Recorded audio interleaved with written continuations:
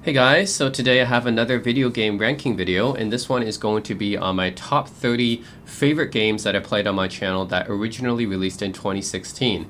And yes, this includes all releases, all re-releases and remasters and everything as well. That all counts. So yeah, should be pretty interesting. I've been going over my previous gaming videos that I did that were released, from games that were released in each year. And I thought it might be interesting just to compile a top 30 for a lot of these years. So yeah, just been going back year by year, and I think 2016 was a pretty amazing year for me since I lived in Korea at that time and had a lot of fun that year.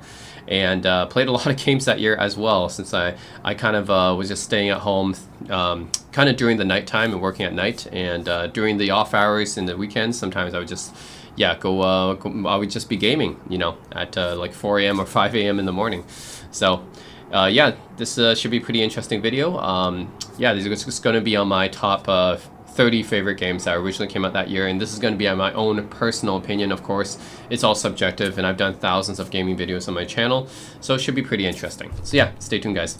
Okay, so I start off with an honorable mention, as I usually do in these types of videos, and my honorable mention is going to be Last Guardian. So this is technically meant to be the successor to the games Ico and Shadow of the Colossus.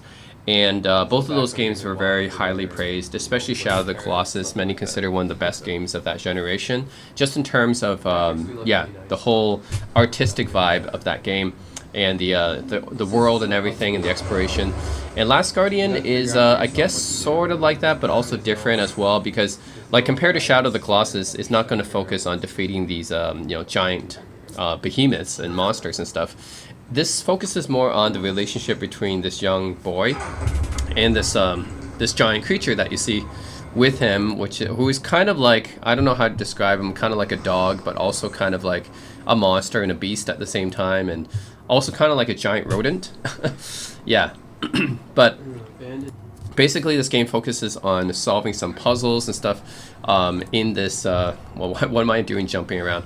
Yeah, so this like furry, feathered, giant beast, basically, that you have kind of as a pet, I guess. You're trying to get him to follow you and everything. So again, just like Ico and Shadow of the Colossus, it's not meant to be a conventional type of game, but rather like a very artistic kind of game. In this case, trying to get this beast to just follow you and do what you say, and you're in this world, I guess, that's a little bit similar to Shadow of the Colossus in the sense that it's like some kind of ancient civilizations. Yeah, that's what it kind of looks like. It looks like the ruins of an ancient civilization, and you have to get this animal that's I guess your friend and your pet at the same time, with something like that. Your companion, I should just say, your companion animal here, trying to get him to help you solve puzzles and stuff. So you can consider it kind of like a puzzle adventure game, but I think for me this game it's definitely a very interesting game that I don't know if it's the same level as Shadow of the Colossus, but it's definitely pretty unique, right? And definitely the artistic style and the concept of this game is pretty cool. This game took a while to come out. I remember like people were waiting for a game to come out from the same developers as Ico, and it took almost like a decade, I think, for this game to come out. It definitely got delayed a lot, but finally got released in 2016, and it's good, but I don't think it's considered to be on the same level as Shadow of the Colossus, not that level. But if you guys like puzzle solving, adventure, exploration, and also being able to play kind of an artistic game where you control this, try to control this companion beast or creature, or animal, I guess, beside you, and try to get him to do what you say. He doesn't always follow what you want to do. So part of the difficulty in this game, I guess if you can call it difficulty, is trying to get this animal to listen to you. So yeah, if you guys are interested in something like that, then definitely check out Last Guardian, because it is a bit unique in its concept. And the art style and everything it's well done. I mean, despite the fact that this video looks pretty old, because I recorded it back in 2016, I think with an iPhone SE back then. That's why it looks kind of grainy, but it really was a good looking game as well. So the artistic vibe and style and just graphical quality was all pretty good back then. So yeah, all in all, ambitious game. It didn't quite, I think, match the hype, but it's still good. And it's still worth checking out if you guys are looking for a unique experience. Starting off at number 30 is Starbound. I like to think of this game as basically Terraria but in space, because that's what it is. Basically, if you guys have played Terraria, it's basically a game where it's kind of like Minecraft in a way, where it's kind of open world and you kind of like craft different objects and create different structures and stuff. And it's also survival oriented as well, except it's in a 2D interface, and Minecraft is 3D, of course. So Terraria is kind of a 3D version of it, and Starbound is really just like a sci-fi version of Terraria. I want to say it's like Terraria in space. So yeah, basically you go around and you do similar things, like you find materials to craft stuff for survival, and got 1 health. In a way, I guess you could say, like, No Man's Sky came out the same year as well, by the way, but No Man's Sky has gotten a lot better over time. But at the time it came out, I think No Man's Sky was not considered to be one of the yeah, definitely on release time was not considered to be that great. This landscape's randomly generated. But Starbound, I guess you can consider of as kind of like a 2D version, maybe. Yeah, you go around, it's basically what I said, Terraria in space, and you can also think of it as almost a 2D version of No Man's Sky as well, right? Go around and you kind of destroy the environment and try to find gather materials and stuff. Yeah, overall I enjoyed playing it. I was able to buy some stuff from you. Yeah, you can like buy things, sell things, create your own structures, and it's overall crafting a survival game. But it's 2D and it's set in space. So if you guys are fans of Minecraft or No Man's Sky, then definitely check it out. Good mix of, and yeah, I did not have No Man's Sky on this list, partly because of the issues surrounding its launch, and also because when I started playing No Man's Sky, I think I just ended up playing a lot of other games instead by the time it actually became good. So yeah, but Starbound, I did have a memorable experience with this one, because yeah, I think this is like I enjoyed playing Terraria, but it's like, oh, I prefer sci-fi actually as well. So yeah, and ended up you have a game like this, which is basically Terraria in space, or a 2D version of No Man's Sky that's actually, you know, got more stuff in it at the time. So I ended up enjoying this more than No Man's Sky and Terraria actually. So yeah, that's why Starbound makes this list. Okay, so number 29 is Californium. So this is a game that's kind of like a puzzle adventure game, and it's very psychedelic because it takes place in the late 60s and early 70s. Basically, yeah, you play as this guy who I guess has his world kind of unravel around him, because it actually really feels trippy, right? All the color and aesthetics and everything, I think is meant to evoke this trippy, psychedelic vibe, reminiscent of the late 60s and early 70s, because that's actually where this game takes place in, and it references that a lot as well. Either 50s or 60s car. Yeah, so basically, yeah, all the characters actually, they look like cutouts. So yeah, so it's actually, the art style is pretty interesting as well. They look like little cutouts here. I don't know exactly what technology. Yeah, so that's pretty interesting, and yeah, just the whole game just feels kind of trippy and psychedelic, I guess, and I do like it because it's definitely a little bit unique and interesting. It references stuff like the Monterey Pop Festival, Woodstock, as well. You can see references to Jimi Hendrix here, for example. So it's very much inspired by California in the late 60s and early 70s hippie culture and psychedelic art style and everything. So just all in all, pretty interesting game. And you try to find these symbols, I guess. Have you find enough symbols in an area, and it'll kind of unlock this other dimension, I guess. Yeah, so it unlocks like alternate dimensions. Yeah. Dizzy Parker. Is that a reference to Charlie Parker and Dizzy Gillespie? Yeah, so I found this a pretty interesting game to play. Definitely very, very indie feeling, because it is an indie game, but it's just like a game that a big company would never take the risk to make. Yeah, like a game that focuses on hippie culture and yeah, psychedelic vibes and everything. Yeah, and this alternate reality unraveling around you. So anyways, just a fun game and interesting game to check out, that's for sure, especially if you're into like the psychedelic hippie culture and stuff. This should be pretty cool.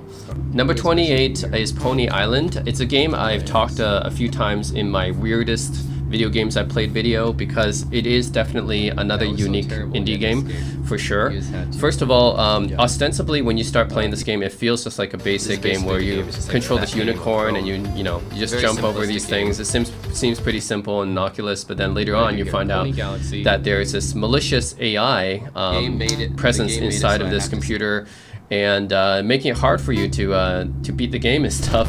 And then eventually you have to hack the game. So you have to solve these hacking puzzles and everything, these hacking mini games. Yeah, and then still issues. yeah, the game doesn't even let you like do this. Like the game is like there's a malevolent AI inside of this game that tries to prevent you from winning. So I find that pretty interesting. Yeah, so eventually you have to solve more and more elaborate hacking puzzles and everything, and then the AI gets crazier and crazier. Yeah, like the files will be corrupted and stuff. Yeah, it's very very meta, I would say, a very meta game. Just very unique. Yeah, you don't really play many other games like this where, yeah, the AI of the game that you're trying to play inside of this game is actively working against you. You have to solve some hacking mini games and stuff. So yeah, all in all, definitely a pretty interesting game to play. It's a unique experience. It's very like a very meta fourth wall breaking kind of puzzle game. So definitely weird and also quirky and also unique. So definitely check out Coney Island if you're looking for something just a little bit different than your typical game, I guess. Okay, so number 27 is Senran Kagura Estival Versus. I originally played this for the PS Vita back in 2016, but I'll actually PlayStation TV technically in this video. But I have it for PC now as well. It's definitely one of the better Senran Kagura games. I think like when it comes to Senran Kagura, the gameplay formula is pretty straightforward. It's a hack and slash. So think like Devil May Cry, except instead of killing like monsters and demons, you're killing like girls in bikinis and female ninjas and stuff. So sexy female ninjas, of course, and you play as sexy female ninjas as well. It's a very otaku game. I mean, definitely it's geared towards weeaboos and everyone. I mean, you're playing like these female ninjas that are very anime type, and they have big boobs. And actually, even when you get hit, first of all, you have a shinobi transformation that transforms you into like, yeah, this is like a Sailor Moon type thing. Yeah, so you transform into your, I guess, better ninja form. Yeah, very Sailor Moon transformation. But even, when you get hit, your clothes actually have damage on them. So the more you get hit, the more your clothes will suffer damage and start to rip apart. So like, yeah. Oh man, what's going on here? What the heck? Frantic, yeah. I'm going frantic mode. That's right. Okay. Yeah, so I mean, definitely it's a game for weeaboos. I mean, you can just already tell. It's a game for otakus, essentially. Wow.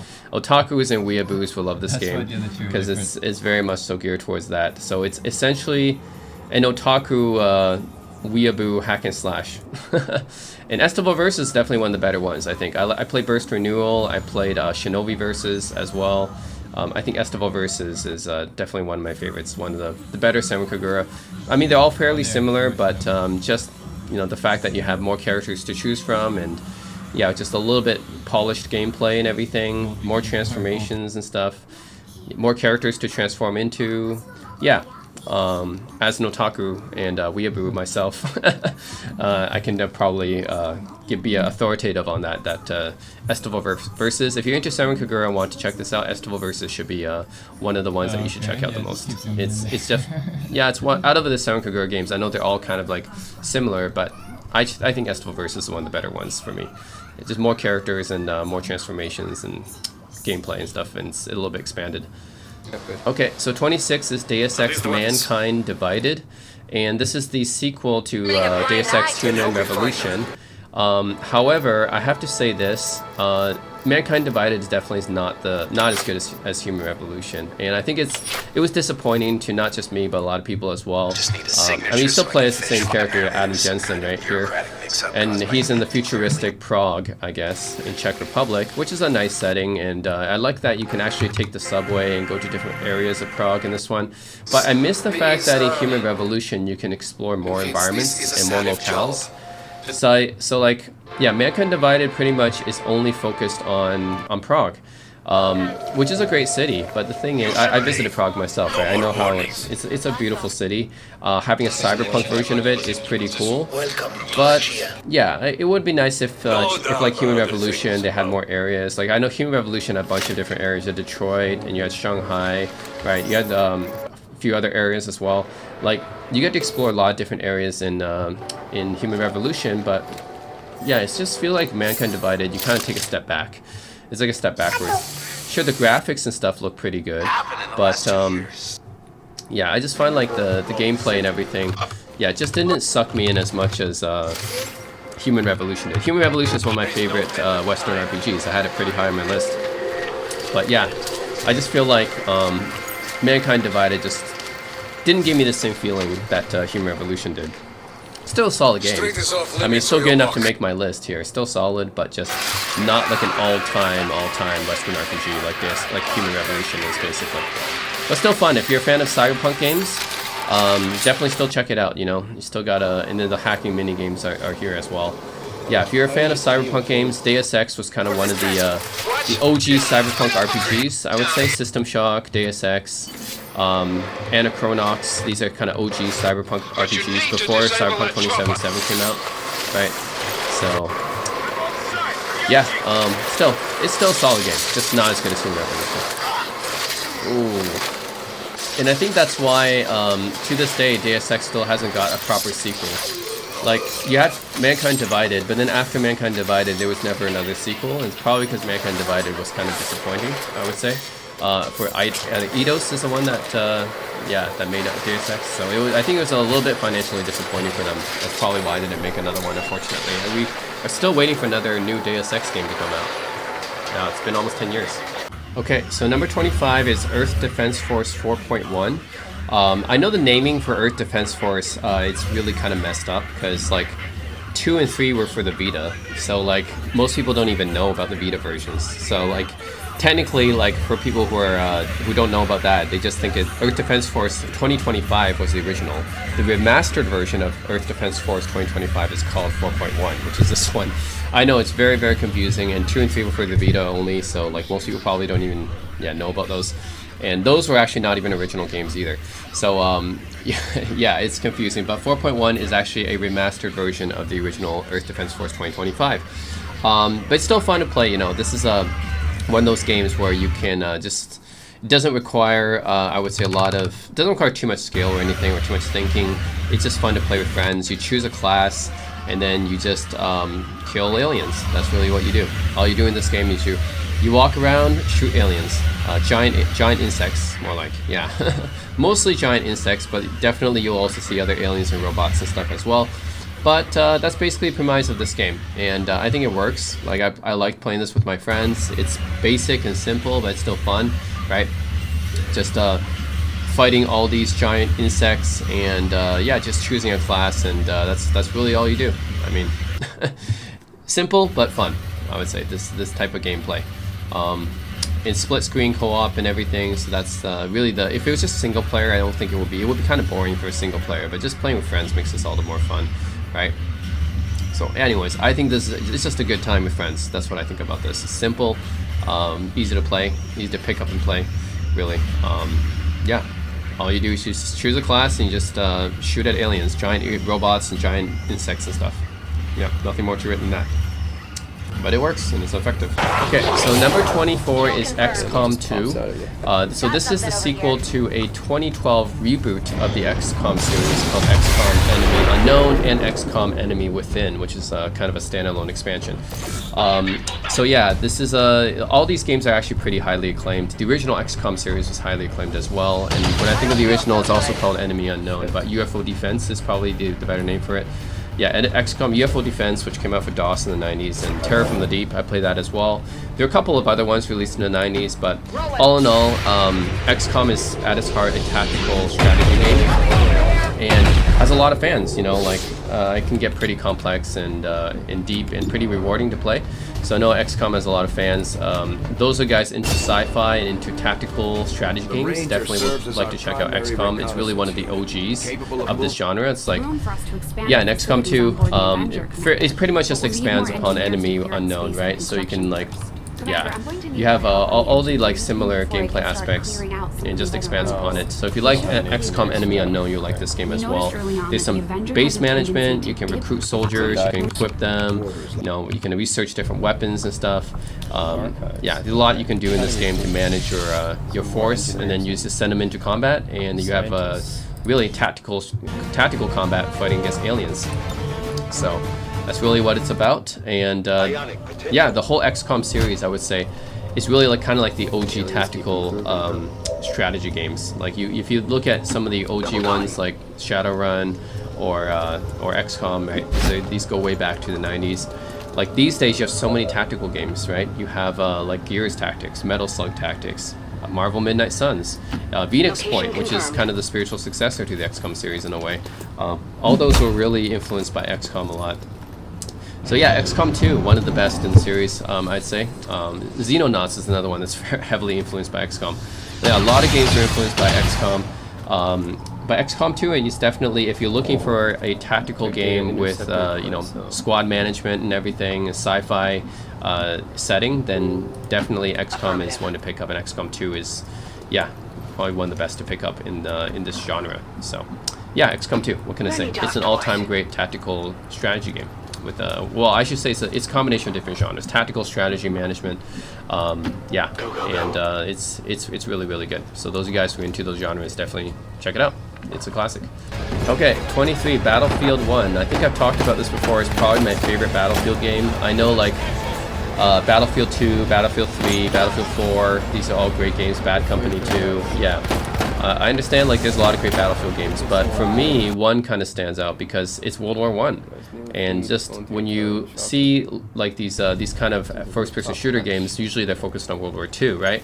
Like, Call of Duty is mostly focused on World War II, Medal of Honor, and Battlefield games, a lot of them are focused on World War II as well. There's very few of these first-person shooters you'll see actually focused on World War I. And World War I is really interesting because you have so many interesting weapons. Like this one, right? You have a horizontal drum magazine for this weapon. Like, that's really cool looking, right? And you get to play as Lawrence of Arabia. Like in this scenario, that's pretty cool as well. Riding horses. You know, you got to figure back in World War I days, horses were still pretty common, right? Like not everyone had cars back in the era of World War I. So it's just it's a really interesting setting. The tanks look different too. The World War I tanks, they were definitely different looking than World War II tanks. World War II tanks kind of look more like modern tanks, but World War I are kind of like these really, yeah, interesting prototype looking tanks. It's really cool. So just because of the setting and yeah, the cool weapons and the vehicles and everything, yeah, I just like I like Battlefield 1 because it's one of the few first-person shooter games. Very high fidelity. I like the graphics. Also focusing on World War I, not World War II. I know World War II was the the more famous, and that was the bigger conflict. Obviously, it happened all over the world. But World War I think is also interesting to look at as well. So yeah, Battlefield 1 here. One of my favorite, not my favorite Battlefield game actually. Oh, yeah. Though powerful and efficient, firearms would often attract attention. Okay, so next up is Uncharted 4: A Thief's End. Yeah, number 22. So this one is another great entry in the Uncharted series. No. Starts off with Nathan Drake as a young kid at a Catholic school, I think it seems like, Catholic boarding school, trying to escape and everything. Yeah, all the Uncharted games have gotten a lot of praise. I haven't played every one, actually. I should probably try to play 2 sometime, because a lot of people talk about 2 as one of the greatest, actually one of the greatest action adventures of all time. So someday I'll check out 2, but I have played Uncharted 3. That was my first Uncharted game that I played was 3, Drake's Deception, and then I played 4 and Lost Legacy as well. yeah, 4 of course is a great Uncharted game as well. I'm not sure, like some people consider Uncharted 4 probably the best one of the series. I mean, certainly it is the latest one. So far as I know, they haven't. Naughty Dog hasn't really come out with Uncharted 5 yet. So I think so far in terms of graphical fidelity and yeah, just richness of the world, yeah, Uncharted 4 is still the best one. But yeah, I'll have to play 2 because I know 2 got so much critical acclaim when it originally came out. Yeah, but so far I do like 4, you know, like I'm not like a huge Uncharted fan or anything like that. I feel like it's almost too cinematic. It's like an evolution of Tomb Raider. Like the Tomb Raider games, the rebooted Tomb Raider games, I should say, are very cinematic, and Uncharted as well. So I think of this almost like Tomb Raider, except you're a guy, Nathan Drake instead of Lara Croft, right? And both of these games obviously influenced by Indiana Jones as well. But yeah, I think Uncharted 4 is still a great game. I don't have it higher because I'm not like a huge Uncharted fan or anything like that. I just think it's a little bit too cinematic for me. I want to have like a little bit more gameplay rather than a lot of these quick time events and cinematic sequences. But still, I can appreciate it being kind of like, yeah, it's a great game if you enjoy just kind of this nice little action adventure that's also very cinematic and has a nice story and everything to play through, and these Hollywood blockbuster type action sequences in it. So I can understand it's got mass appeal to it. So yeah, Uncharted 4 still it's a great game. I understand. Some people call it the best in the series. So yeah, pretty good. Okay, 21 is This game Firewatch. is called Firewatch because you're watching. Firewatch is an forest interesting fires, right? adventure game. You play as Fireworks. this guy who watches for forest fires. This is where I live. So it seems like a boring job, Kitchen, but it actually gets very water interesting. jug. So Space first, Puffs is all I got. you are trying to like do your job and trying to watch for different forest fires and stuff, but then you kind of you get caught onto this very interesting story that happens. Meadow. Yeah, especially I would say from the person that you're talking with here. Yeah, I think your supervisor, whoever, Delilah, I think her name is the one you're talking to, and you only communicate with her with this walkie-talkie, and you have like pretty humorous exchanges with her because she's really the only other human being that you really talk to. And as you progress through the story, you find out some mysteries basically that you're trying to unravel, and yeah, and I think someone's like trying to stalk your character as well, and yeah, it just gets almost into thriller territory. I want to say suspense thriller territory because you do have some moments where yeah, you're being like stalked and harassed and stuff. But yeah. Okay. What's cool about this game is I think the interaction with your supervisor. It's a very, very close relationship because she's like the only other human you really talk to in this remote area. And honestly, the dialogue is pretty well written. Kind of exciting. It's humorous, it's well written. I think that's really part of what makes this game. Is I love the dialogue in Firewatch, and also the sense of mystery and suspense as well as you kind of look for what's going on and trying to investigate. So yeah, I think that's what makes this game stands out. I know the graphics seem kind of like, I mean, they were nice, colorful graphics and not like very high fidelity or anything. But yeah, the dialogue and the mystery of suspense and the mystery suspense type of vibe is basically what makes this game. So yeah, I enjoyed playing this one. Yeah, the interaction between you and your supervisor, I guess that's it's actually really interesting relationship as you play this game. That's fun. Number 20 is Doom. This is a reboot of the Doom series that happened in 2016. Yeah, I think this is done really well. I think this is kind of like a return to form for Doom, honestly, because like after Doom 3, like the thing is Doom 3 is kind of polarizing because it didn't play like a Doom game. It played more like Fear.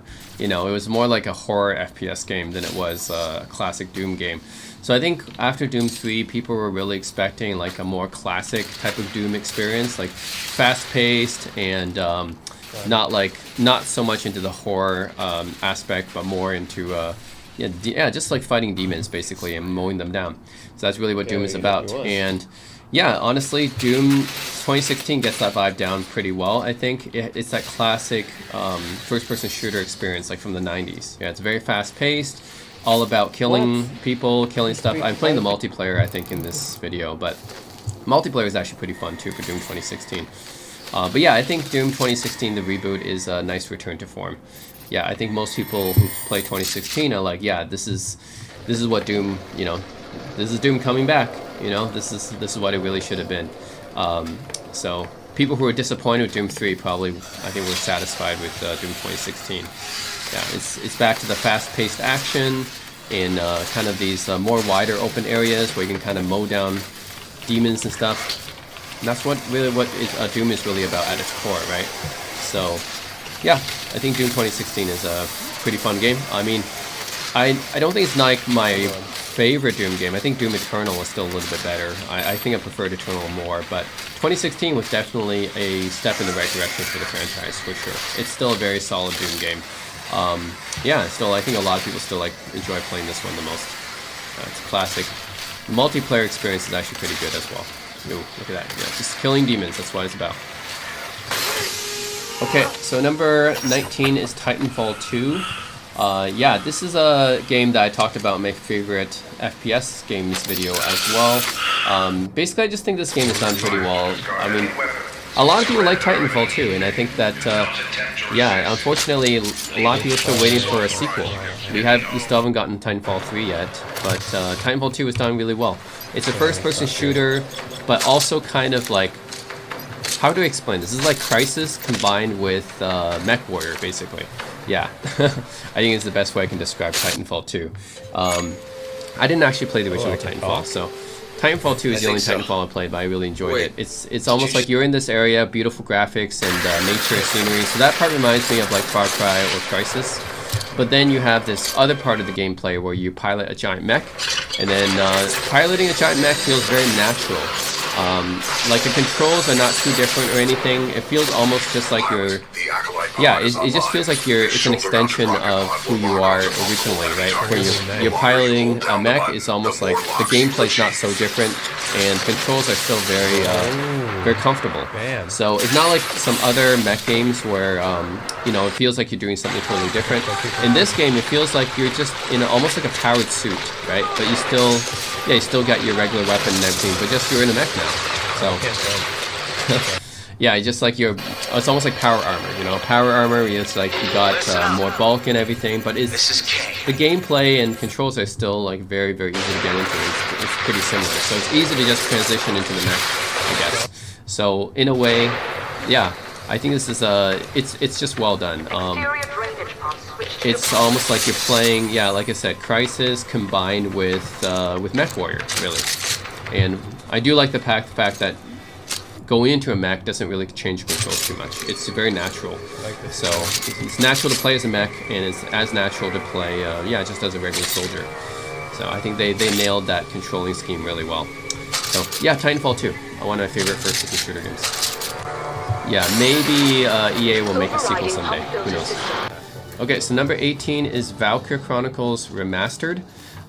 So this is a HD remaster of Valkyr Chronicles, considered by some to be one of the greatest tactical games. And yeah, I enjoy playing Valkyr Chronicles. I think I still prefer Valkyr Chronicles 4. That's still my favorite. And I played all 4 of them, actually. I played the remastered, which is a remastering of number 1, and I played number 2, 3, and 4. I think I still prefer 4 the most. But Valkyr Chronicles 1 still has a lot of fans. I think this is still considered by some to be their favorite. Yeah, I mean, just the characters and the story and everything, that's all there. Yeah, and then of course the remaster is probably the best way to play it now, because you got the high definition graphics and everything. Yeah, widescreen support and everything, yeah, that's all there. The graphics are interesting. It's kind of done in this almost watercolor style, which is pretty unique. Yeah, so the graphics, yeah, like almost like in this kind of watercolor style. So I do think the graphics make Valkyr Chronicles stand out more. The gameplay is also pretty fun and unique. So unlike other tactical games, it's not like an isometric perspective. It's like when you're actually moving your unit, so it's like when you're moving your unit, it's like a top-down here. And that's like some other tactical games where it's like top-down. But then when you go into your unit, you actually control your unit. Then it switches to third-person view. And you can move them in third person, and you have a limited amount of movement space and everything. But it's like this kind of, yeah, this kind of control and perspective, which is very interesting. I don't think I don't think any other tactical game I played is like this.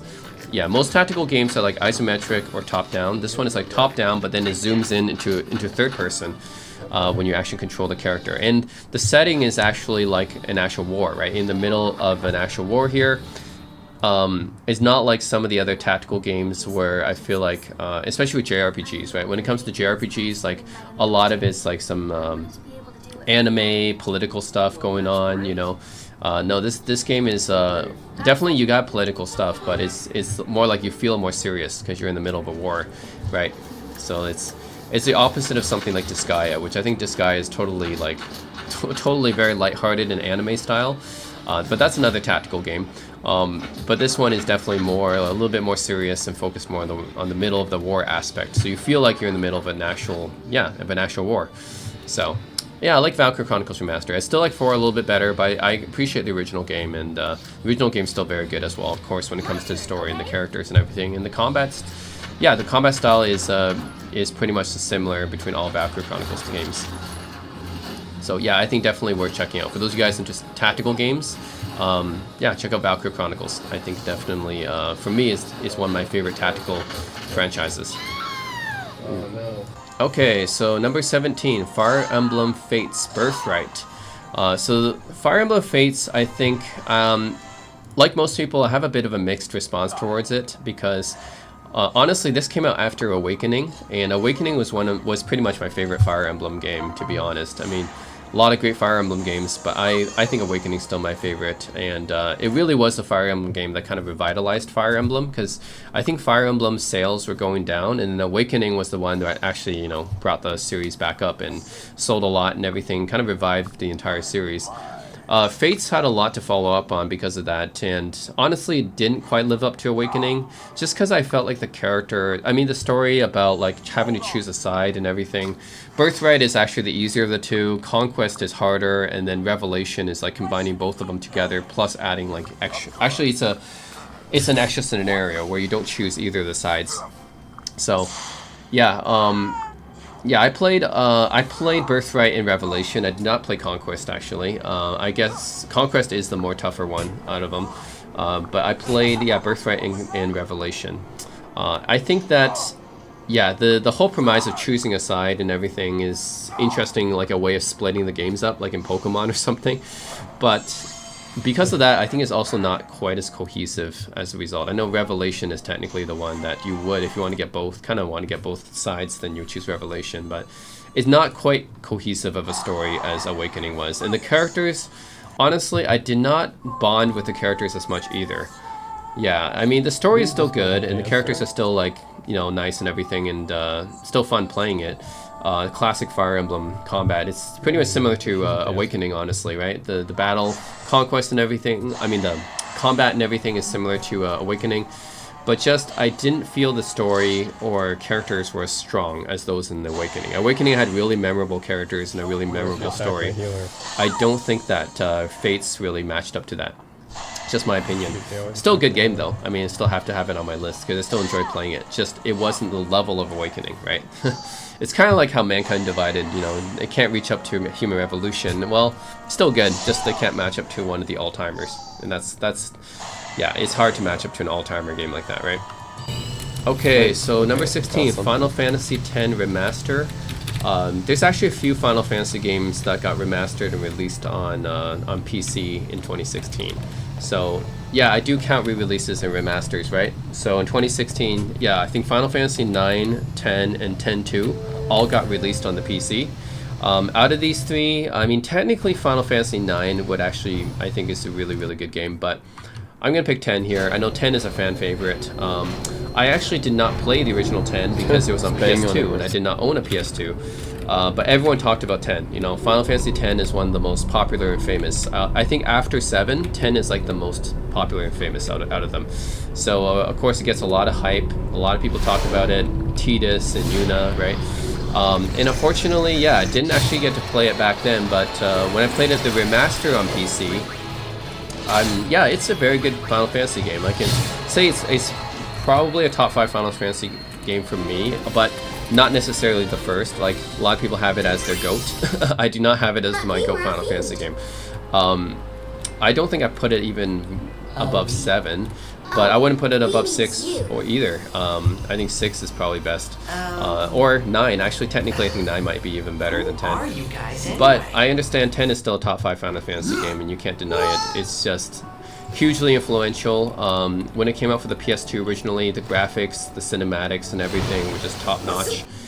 It really was like one of the killer RPGs for the PS2 back then. In this remastered version, I mean, the graphics are, you know, obviously improved a bit, sharpened a bit, resolution is higher, frame rate, and widescreen support as well. So it's pretty much the best way to play Final Fantasy X now.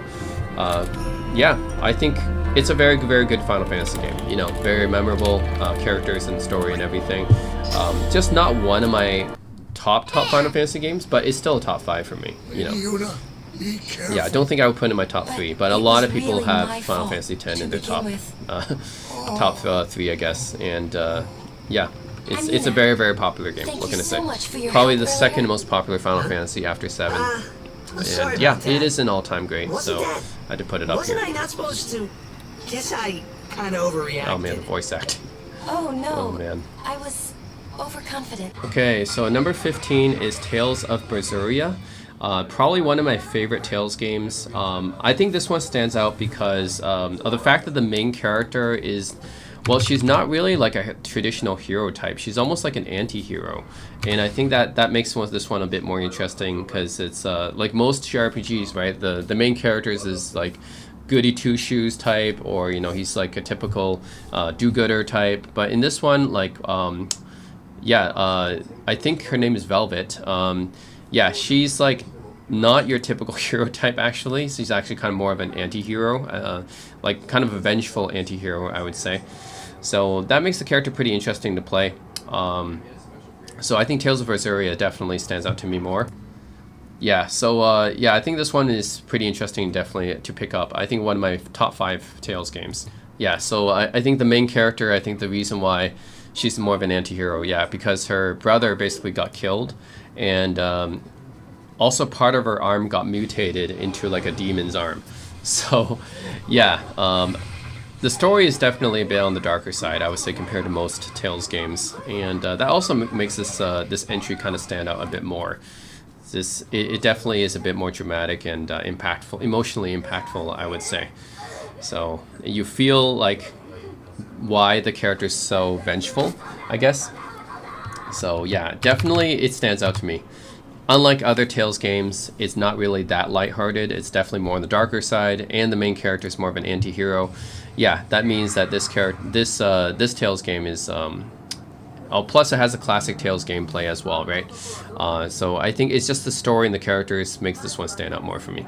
So otherwise, the gameplay fairly similar to other Tales games like Zestiria or yeah, like Xillia, for example. Those are all.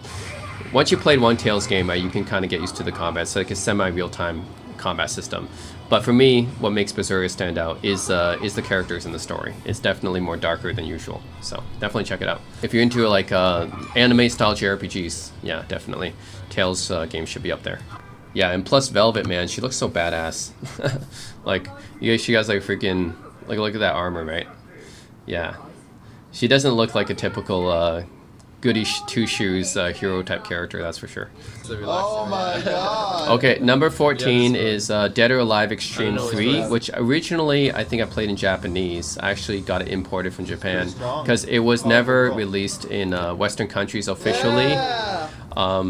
Actually, I have this Switch version called the Dead or Alive Extreme 3, was it Scarlet, I think? Yeah, this one is called Venus, which is the one that's for PlayStation 4. Oh, you're like, yeah, you're like I think me and my friend were playing this, like, you don't even need to know Japanese to play this game. It's really just about volleyball and playing some casino games and, yeah, bumping each other with your butts and stuff like that. I know it's kind of silly, but I actually enjoyed playing Dead or Alive Extreme 2 a lot on the Xbox 360, of which it was a 360 exclusive, by the way. Yeah, I actually had a lot of good memories playing Extreme 2. So when Extreme 3 came out and not available in the West, you know, because of censorship or whatever reasons, I was really disappointed, and I had to pick up the Japanese version at first.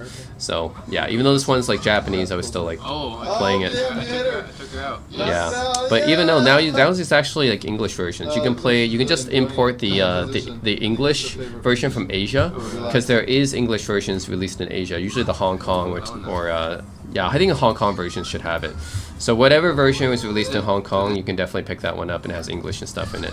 And I actually have the Switch version out now, which does have the English in it as well. But honestly, for this type of game, you don't really need to have much English anyways. It's about playing volleyball and watching the boobs bounce. Basically, that's really what this game is about. Very high modeling on the girls, of course. That's what Team Ninja focused on here, is getting the boob physics right. But for me, it's not too much about that. It's just the fact that it's a fun game to play that's very relaxing.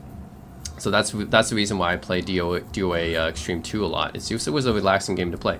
You know, playing volleyball with a bunch of you know, nicely modeled girls. Yeah, why not?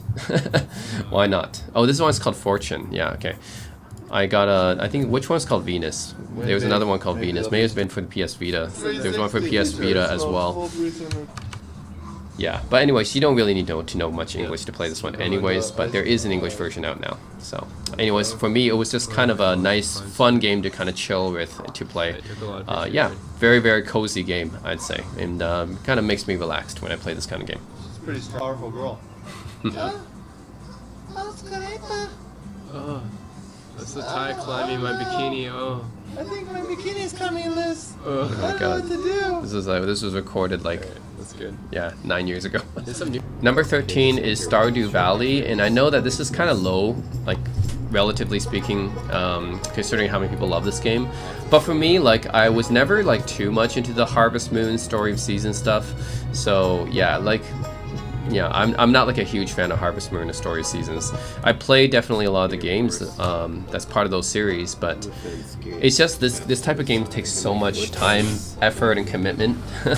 Yeah, I don't have too much patience. I honestly, that's like, I play a game for like an hour or so, and that's like a lot of time investment for me. But yeah, there's people that just they spend hours and hours playing Stardew Valley because there's so much you can do in this game, right? It's like completely a life simulation game. I wouldn't even call it, like, originally it started out as kind of this Harvest Moon Story of Seasons clone, but then it became so much more than that. And yeah, it honestly became one of the greatest games ever, right? One of the greatest indie games ever for sure. But Stardew Valley, like, yeah, it was released back in 2016 and still is played by many, many people today. That's how much staying power it has. Like, it's just a game we can kind of do so much in it. You can play it forever, really. It's kind of like Minecraft in that sense. You can just grow your own farm, of course. At its core, it was originally like farming simulation, but you can do so much more than that. Yeah, you can grow some crops, you can raise some animals, but you can also do so much more, right? You can get married, you can have kids, you can have relationships with other people, you can go down to the mines, start attacking monsters, crafting all sorts of items and equipment and everything, building houses and stuff. Like, there's so much you can do in this game. It's really created its own category, I think, because after Stardew Valley came out, you have all these other indie games that's trying to be like Stardew Valley, and none of them actually have still matched up yet. I played a lot of them on my channel, actually. There's so many of these Stardew Valley clones, essentially, I want to call them. Yeah, that try to be like Stardew Valley, that try to like, you can like just sort of do everything in the game, but none of them captures the magic of the original Stardew Valley, right?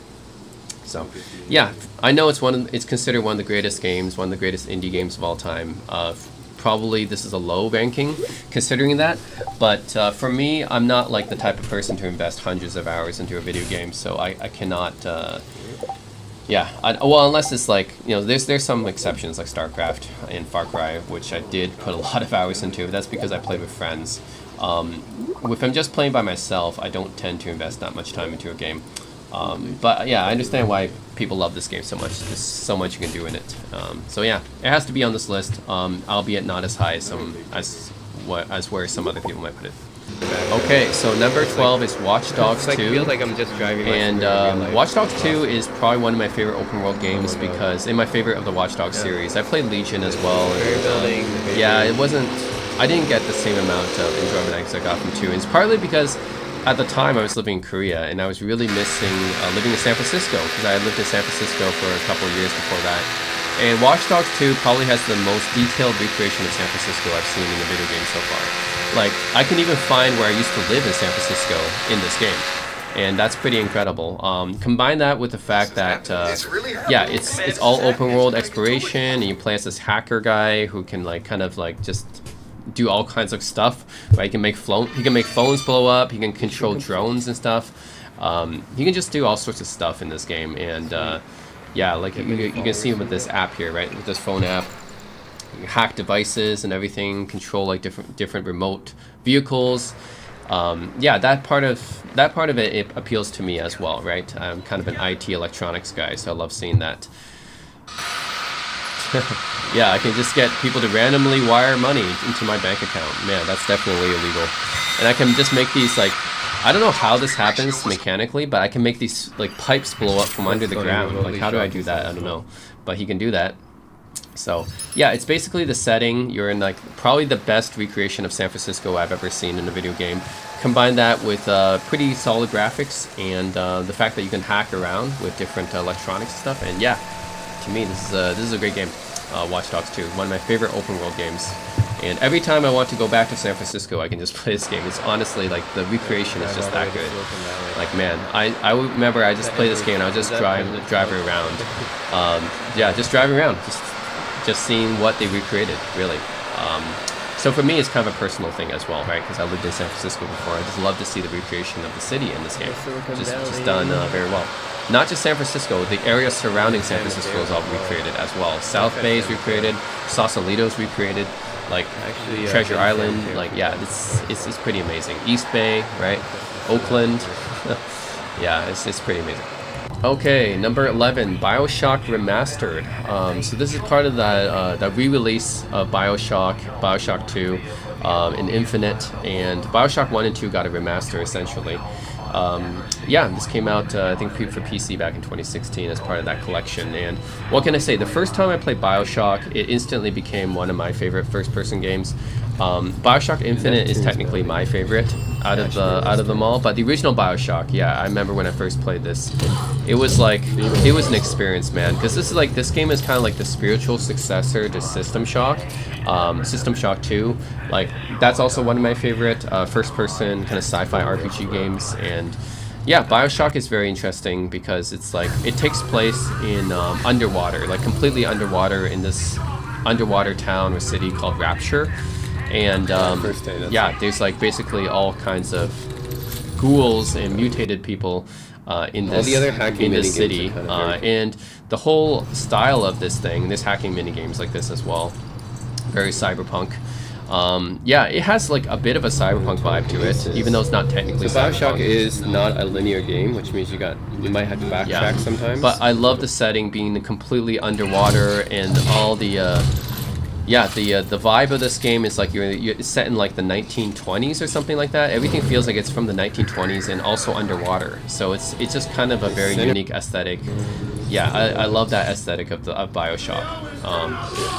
Yeah, so it's like a combination of first-person shooter, 1920s, underwater, and also a bit of sci-fi horror vibes as well, just like System Shock 2. So you can see like there is a bit of horror vibes, there's definitely sci-fi in this as well. I mean, it's just a combination of a lot of different genres. I think BioShock, like in these big daddies, right? Yeah, these big daddies with these huge giant aqua suits with drills and everything, like man. Big Daddy. Yeah. It's pretty iconic seeing this guy. Oh man, they're so hard to kill too.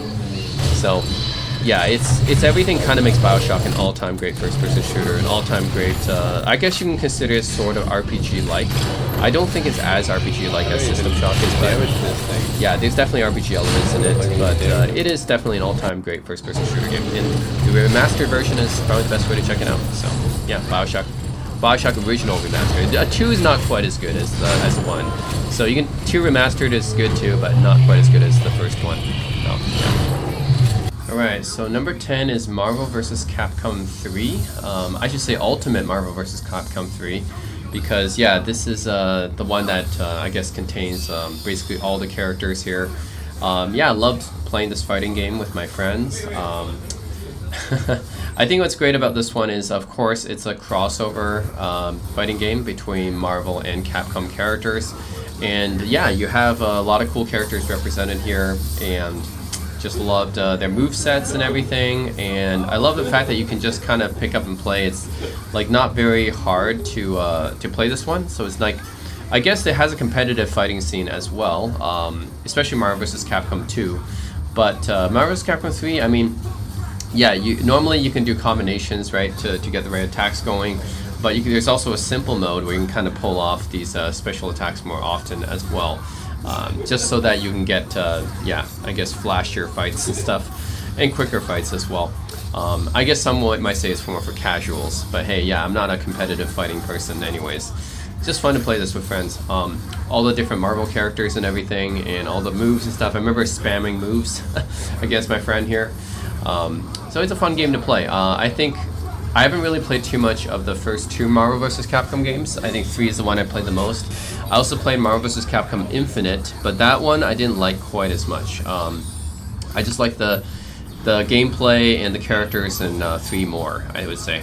So yeah, Marvel vs. Capcom 3, one of my favorite fighting games. Just the huge roster of characters from both franchises. Yeah, so you have guys that everyone would know about, like Spider-Man or Ryu, but then you have like more obscure characters as well. It's kind of a nice mix of both. And yeah, compared to Infinite, I just prefer like I felt like just the gameplay was just more streamlined and better designed in 3. Yeah, I feel like Infinite was not quite as polished. Yeah, so, and plus the characters and the moveset I just like better in 3. Yeah. So, anyways, it was a really fun fighting game to play with friends. Yeah, a lot of very memorable characters and cool movesets and everything, and very fast-paced if you was used to simple mode especially, and very flashy if you use it as well. Oh. Okay, so number 9, Planet Coaster. Need more space. This is kind of this is a game that's trying to be like Roller Coaster Tycoon, basically. That's essentially what it's trying to be, and it's almost like Roller Coaster. It's almost like playing Roller Coaster Tycoon 4, because there isn't a Roller Coaster Tycoon 4. Yeah, there's basically Roller Coaster Tycoon 3, and then they didn't make any new ones after that. So Planet Coaster just kind of is the spiritual successor, I would say, to Roller Coaster Tycoon 3. Yeah, it's basically like similar to 3 in many ways, and of course with better graphics and everything. Tycoon, you can just put it anywhere that they're... Yeah, and you can ride your own roller coasters. Another great thing that you can do with 3 as well.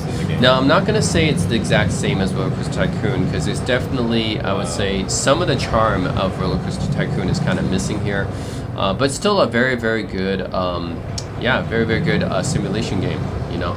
Especially for fans of Roller Coaster Tycoon, I think most people would be satisfied with Planet Coaster. Yeah, essentially, I consider this as essentially Roller Coaster Tycoon 4, like the spiritual successor at least. I love being able to ride all these roller coasters that I created or that was pre-created. Yeah, like imagine if this supported VR, right? You wouldn't even need to go to the amusement park anymore. But yeah, I loved creating all these coasters, getting people to ride them, and getting myself to ride them as well. Yeah, that's pretty cool. It's almost like just being at I don't think an this is amusement park here. Yeah, created like all these rides and stuff like that, and had a really good time with this. You know, I would say definitely for any Roller Coaster Tycoon fan or just any simulation fan, theme park even, if you enjoy playing theme park, then yeah, Planet Coaster is really, really good. I know there's a Planet Coaster 2 out now, but apparently it's been getting some mixed reviews, so I'm not sure if I should check out 2 yet or not. But I definitely enjoyed the first Planet Coaster for sure. So one of my favorite games of 2016. So I gotta put it here in my top 10 actually. Okay, so number 8 is Layers of Fear, one of my favorite horror games actually. This is pure psychological horror. There's no monsters or combat or anything. This one is just purely psychological, because it's like you play this game and it feels like just a lot of creepy things are happening every time you go to a new room. You open a new room, things are changing around. It really is psychological, because it's like, really kind of just playing with your mind, basically. And hey, that's the beauty of Layers of Fear, right? You really messes with your mind basically. So yeah, you're in this creepy mansion, and then you try to find out what happened here with this like mad painter, I guess, that used to live here. Just to find out what happened with him and his wife. And yeah, it just gets creepier and creepier basically as you play. As you find out, like, every room you go into, it changes. Creepy stuff starts happening, right? Yeah, things start yeah. Okay. Things will start moving by themselves. It feels like there's like a ghost or something in the room. Yeah, it's just the atmosphere of this game. I mean, like, I loved it because, like, I actually don't like horror games with too many like monsters and creatures and stuff like that. And it just feels like a combat game. That's why I really didn't like I mean, Resident Evil 4, I want to say, I do like Resident Evil 4, but it's not my type of game, really, because like I don't like to have too much combat actually in my horror games. But the problem with Resident Evil 4 is because it was so popular, it really brought forth a whole bunch of horror games that focused on combat, which I didn't like. But I like this pure psychological horror stuff a lot better. Yeah, look at this. Like, this room is like this entire room is like melting, right? That's what it feels like when you go into this room. It's like, wow. And I know there's a Layers of Fear like remake now, which is also a great game to play too. But the original Layers of Fear, once I played it, I was like, wow, this is crazy. It's really messing with my mind. And like, when like this part basically, I was just going round and round and round in a circle. It's really like just kind of like driving me insane, right? Just going round and round and round in a circle, repeating itself. Oh man, this game really messes with your mind. So it's a great horror game, great psychological horror game. So yeah, gotta have that in my top 10. Number 7 is BlazBlue Central Fiction. This is my favorite BlazBlue game, also one of my favorite fighting games. And why I love BlazBlue is because it's not just a pure fighting game. Of course, it's a pretty solid fighting game in its own right, but it's not just a fighting game. It's more like a visual novel combined with a fighting game. It's a visual novel because, honestly, if you play through the campaign of BlazBlue, which is actually, it did suck me in, even if a lot of it didn't make sense. I did find myself, you know, getting sucked into the world of BlazBlue. Yeah, a lot of it is just reading when you're playing through the campaign. And yeah, and then of course you do the battles and stuff like that. But this, like, BlazBlue is one of those franchises where most fighting games, they don't really have a good story mode, but BlazBlue actually has a pretty like decent story mode because it actually has lore behind it, and it makes you want to actually kind of find out more about what happened in the world of BlazBlue. So that's what really sucked me in about this game, the fact that the story mode isn't just a throwaway story mode. Like most fighting games, the story mode is just an arcade mode that you just fight through a bunch of different guys and that's it. Not really much story to it. But in BlazBlue, because it plays almost like a visual novel combined with a fighting game, it actually has lore behind it, and it actually has, you know, a whole world behind it, right? And the characters, makes you want to learn more about the characters and everything. So yeah, Central Fiction is the last game of the BlazBlue series. It really ties everything up, and it's the best one because it has all the characters. It not only ties the story up, but yeah, it has all the characters you get in the other games as well. So if you're gonna play a BlazBlue fighting game, might as well go for Central Fiction because this one pretty much has everyone in it. Yeah, the largest roster of any BlazBlue game, and also it ties the story up. But if you guys really want to experience the full story of BlazBlue, of course, start at the beginning. Start at Calamity Trigger, go through Continuum Shift, go through Chrono Phantasma, and then finish with Central Fiction, if you want to experience the whole story. But if you just want to get the largest roster for fighting characters, and I do love the fighting as well because it's done using this nice 2D fighting style that's with hand-drawn art, kind of like the OG Guilty Gear games. Same developer, Arc System Works, right? So it plays like the OG Guilty Gear games, but I find myself enjoying the story a lot more. So gotta have BlazBlue Central Fiction on this list. Yeah, this is the best BlazBlue title. If you're gonna get a BlazBlue title, if you just to get one, get this one. Okay, number 6, Day of the Tentacle Remastered. So this is a remastering of the original 1993 point-and-click adventure, which is a classic. This is considered to be one of the greatest point-and-click adventure games. Another classic from LucasArts. LucasArts made so many great point-and-clicks back then. But yeah, Day of the Tentacle, very memorable. What's memorable about it is that it involves time travel mechanics and A lot of humor, obviously, just like in other LucasArts games. The fact that you can control different characters who are in different time periods. You know, that's all really cool, and reminds me of well, this is actually it contains Maniac Mansion in there, right? Yeah, you can. It contains Maniac Mansion, which is LucasArts' first point-and-click adventure game. Actually, technically not point-and-click, but it's their first adventure game.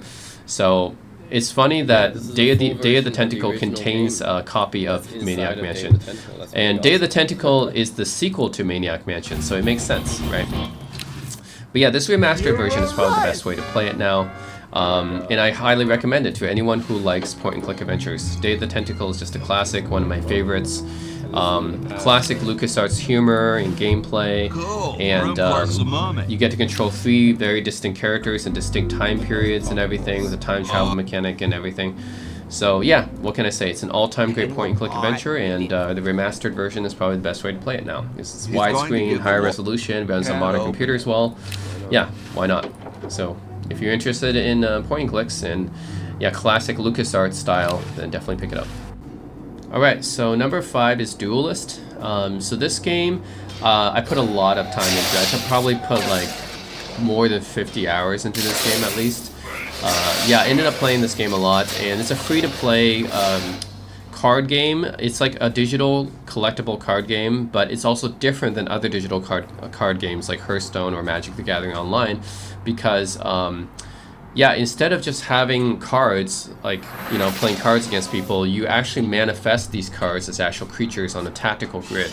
And then it becomes like a tactical RPG, right, with the combat and everything. So it's really like a combination of a digital card game with tactical RPG combat, which is really cool. I like both of those genres, right? So it just makes sense to me. I played a lot of Hearthstone at the time that this came out. And yeah, when Duelist came out back in 2016, it was really unique for the time. These days, you see a bunch of card games, basically, like indie digital card games that are like roguelikes, I would say. A lot of them are roguelikes, which means that you build your deck as you progress, and then each run you get a different deck and everything. But for me, I actually prefer this older style digital card game that's not a roguelike. You just build a pre-constructed deck. You have a pool of collectible cards you build your deck with. You buy booster packs, and yeah, like you try to face off against opponents' CPUs or people online. And really, this type of gameplay is like free to play usually. So Hearthstone's free to play, and Magic Gathering Online, right? Now MTG Arena and Duelist. These are all free to play games where the money's made through buying card packs. But yeah, I remember buying a couple card packs and building my own decks here, and just seeing what works and what doesn't, and had a lot of fun playing it. You know, both playing against CPU and against people on ladder. So had a lot of fun. It's just different. I mean, like all the other digital card games, you just have cards, right? You play against each other. But yeah, this one you manifest your cards as like basically creatures on a tactical grid and use all your spells and stuff on the grid. Yeah, it's just kind of unique. It's actually kind of a shame the original game, I guess people didn't play it anymore, and the original servers went offline in 2020. But thankfully, it became open source, and then it got revived as Duelist 2. So now you can still play this game as Duelist 2. It's not technically a sequel. It's pretty much the same as the original game, just under a different developer, I guess. Yeah, so overall, really enjoyed playing Duelist and Duelist 2, I guess you could say. Yeah, what can I say? It's a collectible card game with tactical RPG combat, you know, and that's really cool. And all these, yeah, all these creatures and different deck types that you have, and yeah, factions, I guess. They all have their own unique abilities and everything, so just very fun to play. I love playing collectible card games, and I love playing tactical RPGs. Just makes sense, you know. And yeah, I think it's kind of a shame that not more people know about this game. More people should definitely talk about this game and check it out. You know, keep it up and make sure it survives. Okay, so number 4 is Overwatch. This is obviously backed by a big company, Blizzard, and yeah, it was pretty fun to play. This game kind of just took the world by storm. I remember when Overwatch came out, like for the next couple of months, everyone just played Overwatch. It was a hugely popular game when it came out, and it still is. I mean, yeah, like it just instantly became a competitive, like everyone just started playing this competitively. Basically, it was a fixture in PC bongs in Korea. I was living in Korea at the time, and I remember how big this was in Korea. Yeah, everyone just immediately started playing this. Became a staple in PC bongs after that. Yeah, Overwatch was crazy popular. And I think there was another similar game that came out a little bit before called Battleborn, and this game just pretty much kicked Battleborn off to the side, unfortunately for that game. But yeah, I played as D.Va because, well, I like the fact that she's Korean and she pilots a mech. And yeah, basically once your mech dies, you can also just go on foot until you can call your mech back up again. But this is a team-based shooter game, as you guys can see. The first-person shooter where you play as different heroes. But yeah, it's also team-based. You got to work with your teammates as well. And this game inspired a lot of other future multiplayer games. I want to say, in part, like Apex Legends, for example, not exactly the same, but definitely kind of inspired Apex Legends. And same thing with, yeah, Apex Legends is technically Battle Royale as well. But, you know, part of this game inspired Apex Legends as well. And Fortnite obviously inspired it too. And as well as other games like, I want to say Valorant or Fragpunk. Games like that, clearly they have an Overwatch influence to them. So yeah, overall, great game. You know, I enjoyed playing this. I definitely played this for hours and hours after it came out. Very, very fun to play online. Depends obviously what great teammates you have, right? If you want to play with your friends, it gets even better. Yeah, overall very enjoyable and very addictive. Just this like classic Blizzard move, you know? Blizzard always manages to make games very addictive to play. Especially, yeah, just getting your buddies over and playing the same game. Like, yeah, Blizzard is the best at that. Just getting games multiplayer games, making them very addictive to play. And fun. So, yeah, Overwatch has to be on my list because it was a huge sensation when it came out. And just became a fixture instantly on the competitive scene. So, yeah, an all-time great multiplayer game, I would say. And the concept at the time, I think, was definitely a bit different than other games because you choose different heroes, right? And depending on the hero, right, they all have different abilities. Oh yeah, Marvel Rivals, that's another game it obviously inspired. Yeah, Marvel Rivals is pretty much like Overwatch, but with Marvel characters. So you can see how many games that Overwatch did inspire in the future. Okay, number 3 is a visual novel called Muv-Luv Extra. This is the first part of the Muv-Luv series, and technically the original series is a trilogy. Muv-Luv Extra is the first one, and then Muv-Luv Unlimited, and then Muv-Luv Alternative. So Extra is a very lighthearted game that's essentially a dating simulator. I mean, you choose from a group of different girls who you want to end up with. And your main character is just kind of a perv, which is what happens with a lot of these types of games, these Japanese light visual novels. Yes, originally it was a hentai game as well, an eroge, but of course this game originally was a pretty old game that was released in the mid-2000s. But this is the official translation that came out in 2016, and I actually backed this on Kickstarter back in the day, because yeah, I think it was, for me, I wanted to see this visual novel come to the West, you know? I'm an otaku, obviously. I care about Japanese stuff. I like Japanese stuff like a lot, especially the anime stuff. So yeah, I really wanted Muv-Luv to come over with an official translation, and I backed it on Kickstarter, and I enjoyed playing Muv-Luv Extra so much, and I love it better than Unlimited, because the thing about Unlimited is I found that yeah, if I want to enjoy the lighthearted mood and everything, I just prefer Muv-Luv Extra. It's just definitely more lighthearted than Unlimited is, because Unlimited has the beta aliens invading the Earth and stuff. Then Alternative is definitely more serious and dramatic. That's like a different tonal shift. And that game is great for its own reasons, but for me, if I just want to sit back and relax, enjoy like a nice dating simulator, very slice of life and lighthearted, then I will go with Muv-Luv Extra, you know? So yeah, this is just a great game to play, to relieve some stress and sit down and relax and play a game like this. And yeah, it's just a typical dating sim, but it's done really well, you know? I think that's what made Muv-Luv famous, is Extra is a great dating sim, very lighthearted, a slice of life, and then Unlimited, a little bit more dramatic, and then Alternative, of course, is very dramatic and very emotionally impactful. And the humor in this game and everything is. I also love the fact that it's very, very early to mid 2000s Japanese anime. Like, you can just tell from the art style, right? The art style is very much like early 2000s Japanese anime style, and I like that. You know, I actually prefer older anime to newer anime. I just prefer the older art style, especially from the 90s, even the early 2000s. I prefer that style to current modern day anime is a little bit too clean and polished looking, I would say. I actually like the raw art style of older Japanese anime. And Love Love is kind of old. I mean, it's like over 20 years old. So it came out technically over 20 years ago. It's just that it got an official translation in 2016 finally. These girls are all cooking something. At least this is the PC version. I also played it on a PS Vita as like well. The main protagonist Yeah, in so all these I played on both games? PS Vita and PC. Oh, I had to compete for my. And I highly recommend it to anyone looking for a nice, light-hearted slice of life dating sim or visual novel. Oh, that came out of nowhere. Of course, you got to have all the different types of girls. Each girl has their own like unique personalities and everything. Very tropey, but yeah, I enjoyed it. Very humorous and everything. Very humorous, funny, slice of life, relaxing to play. And yeah, one of my favorite visual novels, I'd say. Okay, number 2, Duke Nukem 3D 20th Anniversary World Tour. This is a remaster of Duke Nukem 3D and includes an extra dedicated level just for this release. That was made just for it.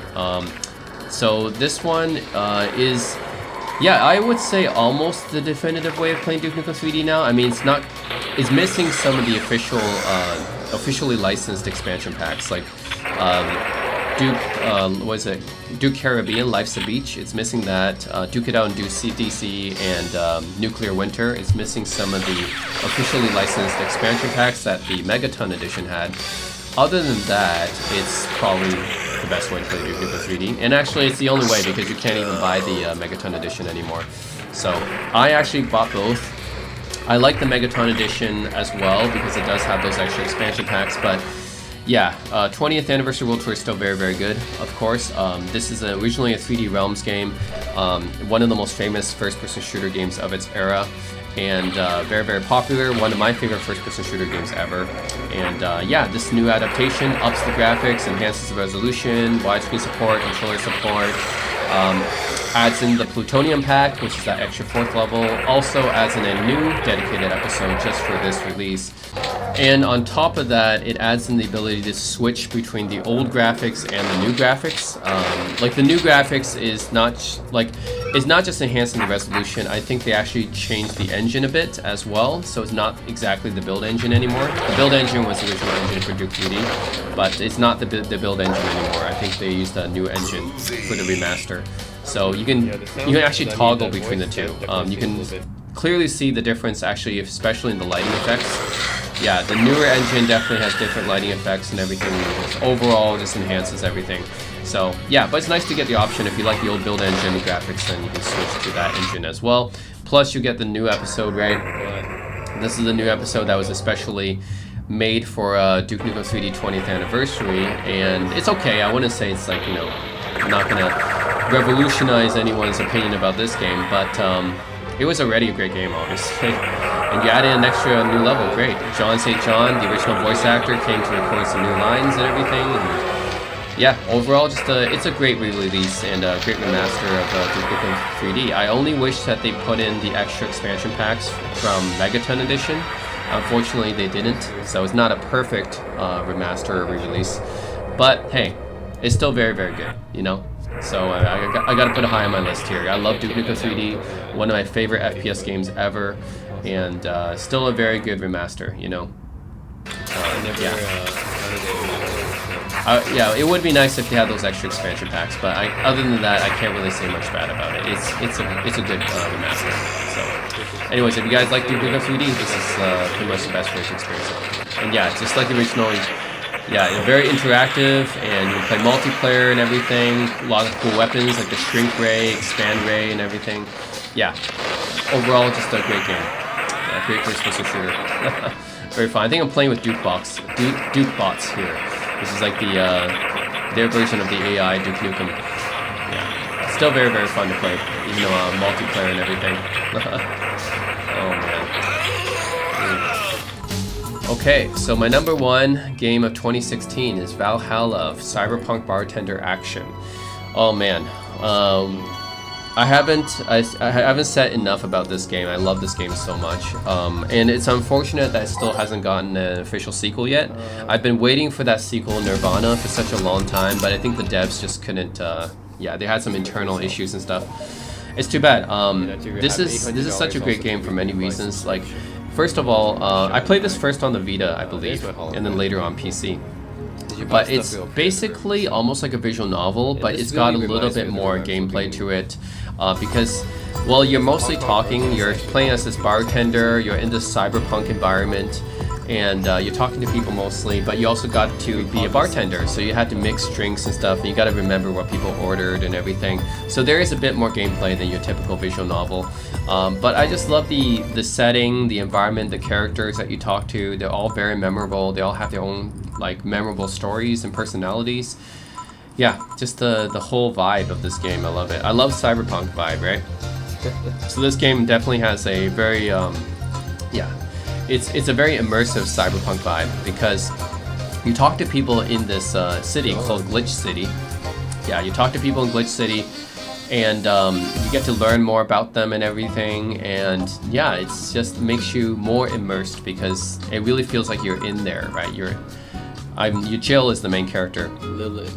Yeah, Jill is the main character of this game. She's the bartender, but when you listen to these characters talk, you really feel like you're immersed in this city, in this environment. And you're listening to just people's troubles after they have a drink and everything. So it just gives you a really nice vibe. For me, at least, it gives me a really nice, relaxing vibe. Because it's like, oh, wow, I'm just like this bartender, and I'm listening to people talk after they drink, and this whole cyberpunk environment. And you add the music. God, I love the music. Some of my favorite soundtracks ever is this game. Like, yeah, I even downloaded the tracks from Garode, who's the composer, right? I love the music in this game. It's so ambient and really fits the cyberpunk setting really well. So yeah, I can't praise this game enough. It's amazing. Everyone should give it a try if you're into cyberpunk at all. I know this game has a lot of reading. Mostly, it doesn't really have too much gameplay. But if you really love cyberpunk stuff at all, definitely give it a shot. I mean, it really made me feel immersed in this environment, in this, yeah, this city, this fictional city of Glitch City. Yeah, I mean, if they did like a Cyberpunk 2077 version, it would be called Night City. But no, I love it. The music is great. The art style, I know it's done in kind of this pixelated retro style, fits the game's mood perfectly. The whole setting of the game, the characters are very memorable. Jill has a personality. She's not just your typical silent protagonist or anything like that. She has her own personality. She's very spunky, actually. And yeah, eventually you make enough money, you buy some stuff for your house and everything, and yeah, it's just overall great. I love playing this game. Oh, I wish there was a sequel, but you know, who knows? Maybe they'll make it someday.